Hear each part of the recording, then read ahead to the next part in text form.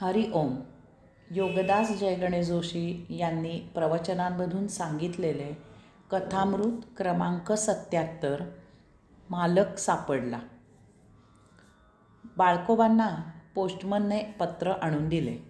बाळकोबांचे मित्र हरिभाऊ काशीयात्रा करून आले होते आणि म्हणून त्यांच्याकडून त्यांना गंगापूजनाचे निमंत्रण आले होते. बोलावणे अगदी आग्रहाचे होते. शेजारच्या गावाला जायचे होते. बाळकोबांनी कॅलेंडर पाहिले. त्यांच्या लक्षात आले की पूर्व नियोजित कार्यक्रमामुळे त्यांना गंगापूजनाला जाणे अशक्य होते. बाळकोबांनी बाळीला हाक मारली. त्याला गंगापूजनाला जाता येईल का ते विचारले. बाळला वेळ होता. तो जायला तयार झाला. बाळकोबांनी त्या गावाला कसे जायचे ते बाळाला सांगून हरिभाऊंचा पत्ता नीट समजावून दिला. बाळ त्याप्रमाणे हरिभाऊंच्या गावाला पोचला. तेथे गावकऱ्यांना पत्ता विचारून तो त्यांच्या घरी पोचला. तेथे पोचल्यावर बाळला आठवण झाली की आपण हरिभाऊ काकांना कधीही पाहिलेले नाही. आपण त्यांना ओळखत नाही. त्याला प्रश्न पडला की आपण त्यांच्यापर्यंत पोचायचे कसे. तेथे तर गंगापूजनाची धावपळ चालली होती. लोक इकडून तिकडे तिकडून इकडे ये जा करत पळत होते. बायका नटून थटून हिंडत होत्या. मुलं नुसता दंगा करत होती. बाळकडे कोणीही लक्ष देत नव्हते. तरीही बाळने एका गृहस्थाला विचारायचा प्रयत्न केला. ते हरिभाऊ काका.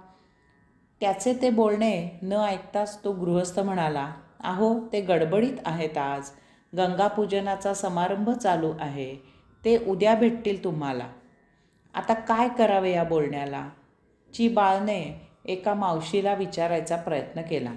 अहो मावशीबाई, ते हरिकाका खू खू खू असे काहीतरी करून मावशीबाई न पडलेला पदर सावरत पुढे निघून गेली. बाळने एका मुलाला विचारायचा प्रयत्न केला.